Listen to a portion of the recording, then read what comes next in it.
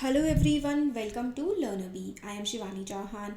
इस वीडियो में हम देखेंगे क्लास 10th साइंस की बुक का जो चैप्टर कंट्रोल एंड कोऑर्डिनेशन है ना, उसके एक तो स्टार्टिंग में आप लोग ये देख लीजिए। इसको मैं एक्सप्लेन दूसरी वीडियो में करूँगी क्योंकि इस वीडियो में हम देखेंगे इंपॉर्टेंट क्वेश्चंस। तो स्टिमुलस, कोऑर्डिनेशन, यहाँ से आप लोग इनको एक एक लाइन में पढ़ सकते हैं, स्क्रीनशॉट इनका लेकर के रख सकते हैं।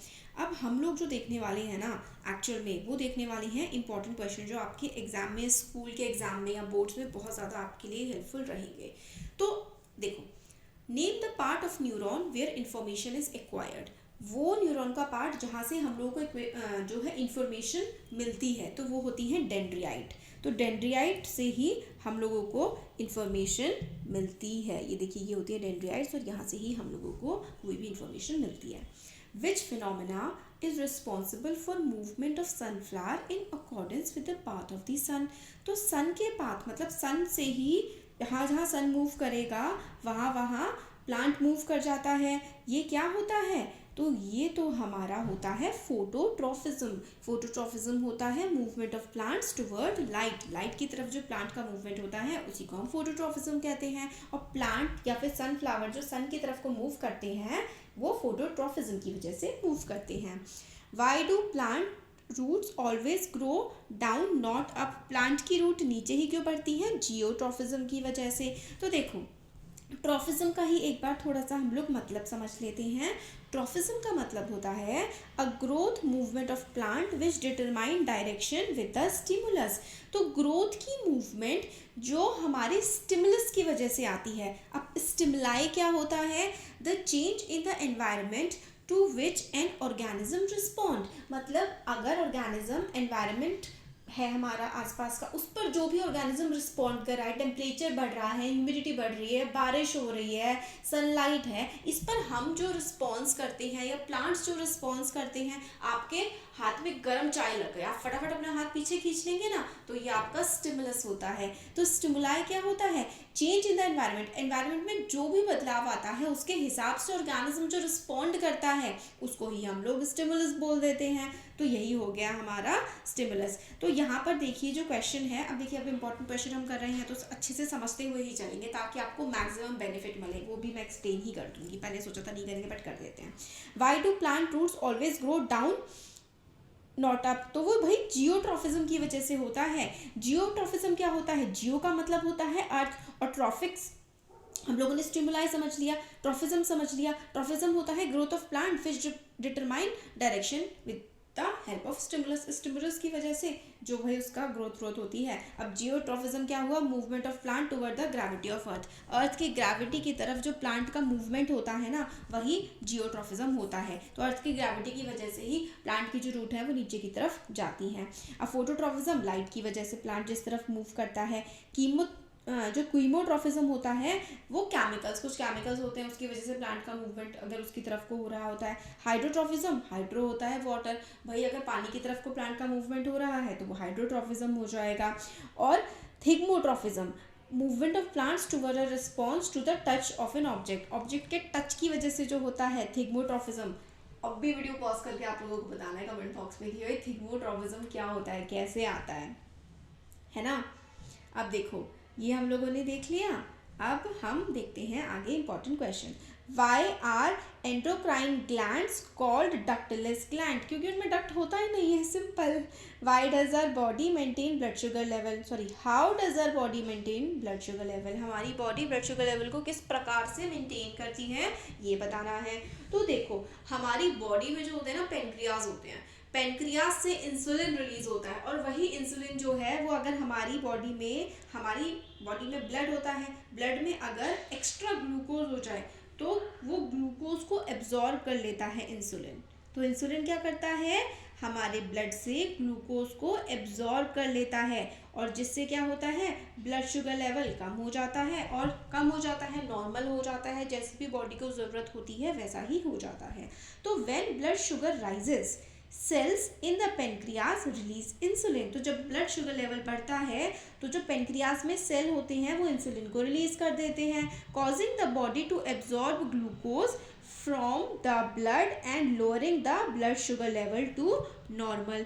तो हमारी बॉडी में क्या होता है कि अगर, ध्यान से सुनना, ब्लड शुगर लेवल बढ़ जाता है, पेनक्रियाज इंसुलिन रिलीज कर देती हैं, फिर उसके बाद कॉजिंग बॉडी हमारी जो खून होता है उसमें से एक्स्ट्रा ग्लूकोज को एब्जॉर्ब कर लेती है और हमारा ब्लड शुगर लेवल नॉर्मल हो जाता है। ये क्वेश्चन बहुत इंपॉर्टेंट है, बहुत बार एग्जाम में आया है कि भाई जो डायबिटिक पेशेंट होते हैं उनको इंसुलिन क्यों लेनी पड़ती है। भाई इसलिए लेनी पड़ती है क्योंकि उनके पेनक्रियाज जो होते हैं ना वो अच्छे से इंसुलिन को प्रोड्यूस नहीं कर पा रहे होते हैं, जिसकी वजह से ब्लड में से ग्लूकोज एब्जॉर्ब नहीं हो पाता है और ब्लड शुगर लेवल नॉर्मल नहीं हो पाता है। तो एक क्वेश्चन ये हो गया, इंसुलिन कहाँ से रिलीज होता है? पेनक्रियाज से होता है। इंसुलिन का काम क्या होता है? To maintain blood sugar level in our body. अब देखो नेक्स्ट क्वेश्चन है, why the leaves of mimosa pudica get contracted when we touch them? Touch me not या फिर छुई मुई। तो देखो व्हेन टच्ड जब हम उसको छूते हैं, the stimulus reaches the base of the leave. तो स्टिमुलस जो है वो लीव के बेस तक पहुंच जाता है, मतलब हमने छुआ उसको पता लग गया। And the water in the vacuoles, उसके जो वैक्यूल्स होते हैं उसमें जो वाटर भरा होता है, vacuoles of the cells of the leave loses water to the adjacent cell. मतलब वो क्या करता है, अपने साइड वाले सेल को पानी दे देता है और वो मुरझा जाता है हमारे स्टिमुलस की वजह से, हम छूते हैं तो। Why our body start sweating when temperature rises? हम जो है गर्मी में खूब सारा पसीना आता है हमें, तो जब हमारी बॉडी का टेम्परेचर बढ़ता है तो स्वेट क्यों आने लगता है? ताकि हमारी बॉडी का टेम्परेचर मेंटेन हो सके, ये रीज़न होता है। हाइपोथैलेमस हमारे दिमाग का छोटा सा रीज़न होता है और वहाँ पर हमारे ब्रेन पे सिग्नल जाता है कि भाई बॉडी बहुत ज़्यादा गर्म हो गई है, अब इस बॉडी को ठंडा करना है। और बॉडी को ठंडा करने के लिए फिर हाइपोथैलेमस से सिग्नल आता है और हम लोग स्वेटिंग करने लगते हैं। स्वेट जो होता है वो हमारी बॉडी को कूल कर देता है। नेक्स्ट देखो, ये जो फिगर है इसमें हम लोगों को बताना है कि ABC इनमें से कौन सी एक्यूरेट है। तो देखो ए वाली एक्यूरेट है, ये दोनों गलत हैं। क्यों? जियोट्रॉफिज्म और phototropism. Why do food that we eat taste bland when we have a cold? जब हमें वो होता है ना जुकाम, तो हम लोग को ना टेस्ट नहीं आता किसी चीज़ में, तो भाई ऐसा क्यों होता है? तो जब देखो हमको कोल्ड होता है ना तो हमारी बॉडी एक्सेस म्यूकस, वो नाक वाला ना, वो प्रोड्यूस कर देती है। तो म्यूकस जो होता है वो प्रिवेंट कर देता है हेयर सेल, हमारी नाक में हेयर सेल होते हैं, वो जो है ब्रेन को सिग्नल पहुंचाते हैं, है ना, या फिर हमारी बॉडी के जो भी सेल्स होते हैं वो ब्रेन को सिग्नल पहुंचाते हैं कि भाई ये खाने का ये टेस्ट है। हमारी टंग से भी पता लगता है ना। तो अब क्या है, वो टेस्ट हमारा समझ ही नहीं पाता हमारा ब्रेन जब हम लोगों को क्या होता है, कोल्ड होता है, क्योंकि हमारे बॉडी में एक्सेसिव म्यूकस होता है। इसकी वजह से इंफॉर्मेशन जा नहीं पाती ब्रेन के पास और ब्रेन जो है हमें टेस्ट फिर बता नहीं पाता, सब कुछ हमारा दिमाग करता है। सोचो एक्सेस म्यूकस चला गया ना तो टेस्ट ही नहीं पता लगेगा हमारे दिमाग को, तो हमें बता ही नहीं पाएगा। इसलिए हमें जब बुखार होता है, जुकाम होता है, तो हमें खाने में टेस्ट नहीं आता। नेक्स्ट है देखिए, why are diabetic patient treated by insulin? ये हमने देख लिया था, क्योंकि डायबिटीज़ जब होती है तो इंसुलिन नहीं प्रोड्यूस हो पाती पेनक्रियाज से, तो वो इंसुलिन बाहर से ली जाती है ताकि ब्लड शुगर लेवल बॉडी में मेंटेन रहे। Why is the use of iodize self advisable? तो देखो आयोडाइज्ड जो सॉल्ट होता है, यानी कि आयोडीन वाला जो नमक होता है, एक तो वो हमें गॉइटर से बचाता है, दूसरा वो हार्ट रेट और ब्लड प्रेशर को भी मेंटेन करने में मदद करता है। Why do leaves drop seasonally? तो क्योंकि जो प्लांट का ऑक्सीजन हार्मोन है ना वो प्रोड्यूस होना बंद हो जाता है, इस वजह से जो है प्लांट पत्ते गिरा देते हैं। अब देखो ऑक्सीजन क्या, प्लांट हार्मोन्स, फाइटो हार्मोन्स क्या होते हैं? फाइटो हार्मोन्स होते हैं प्लांट के हार्मोन्स। ऑक्सीजन क्या होता है? It is a plant hormone that promotes cell enlargement and growth in plants. तो भाई ऑक्सीजन का ही तो काम था कि सेल बढ़ें और प्लांट में ग्रोथ हो।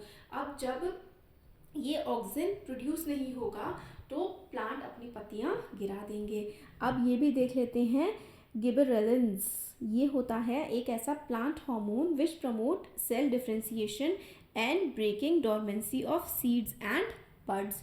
तो सीड और बर्ड जो है सोए पड़े हैं, उनको थोड़ा जगाने का काम ये करता है, सेल्स को डिफ्रेंशिएट करता है। साइटोकिनिन क्या होता है? ये भी एक प्लांट हार्मोन होता है which promote cell division and opening of stomata. तो साइटोकिनिन क्या करता है? सेल के डिवीजन को प्रमोट करता है और स्टोमेटा को ओपन करता है। एब्सिसिक एसिड क्या करता है? It helps in inhibiting the growth of the plant and promotes wilting and falling of leaves and food. तो ऑक्सीजन, जब हमारी पेड़ों की पत्तियां गिरती हैं तो ऑक्सीजन तो प्रोड्यूस होना बंद हो जाता है और एब्सिसिक एसिड, एब्सिसिक एसिड जो है वो प्रोड्यूस होना स्टार्ट हो जाता है, क्योंकि एब्सिसिक एसिड क्या करता है, प्लांट की ग्रोथ को रोकता है और प्लांट की पत्तियों को गिराता है। तो ये हम लोगों ने देख लिया। चलो अब हम आगे देखते हैं। रोहन जो है उसने क्या देखा कि मैंगो का पेड़ था।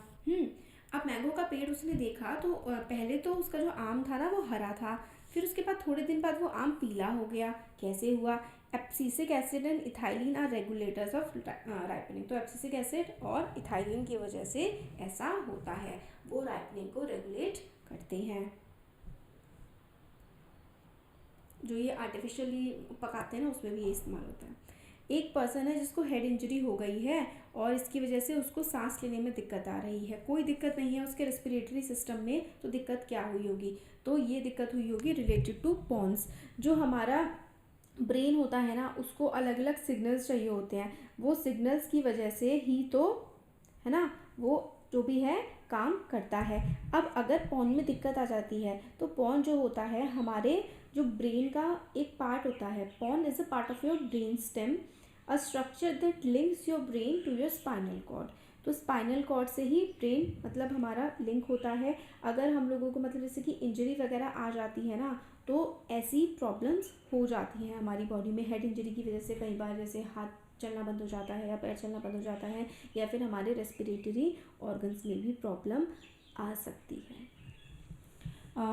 एक एक्सपेरिमेंट को डिज़ाइन करना है हाइड्रोट्रॉफिज्म को दिखाने के लिए। हाइड्रो यानी कि वाटर की तरफ प्लांट जाता है वो दिखाने के लिए। तो यहाँ पे आप लोग देखिए बीकर है, उसमें आपने मिट्टी भर दी है और उसमें सीड लगा दिए हैं, और एक पार्ट है बीकर 2 का उसमें जो है मिट्टी गीली है, और दूसरा सेक्शन है जिसमें एक पार्ट में तो मतलब मिट्टी सूखी है और एक पार्ट में मिट्टी गीली है। फिर आपने उसमें कुछ बीज लगा दिए और एक छोटा सा place a tiny beaker of water next to it as well, और उसके पास में ही एक छोटा सा पानी का बीकर भी रख देंगे। Keep it for a while to allow the plants to flourish. तो इस तरीके से आपने एक्सपेरिमेंट डिज़ाइन कर दिया। तो आप देखेंगे जो प्लांट में पानी जहाँ पर है ना जिस मिट्टी में, उसी तरफ पे जो है ग्रोथ होती है। तो इस तरीके से आप लोग इस एक्सपेरिमेंट को डिज़ाइन कर सकते हैं। देखिए नेक्स्ट जो क्वेश्चन इंपॉर्टेंट है वो आता है differentiate between nastic and tropic movement.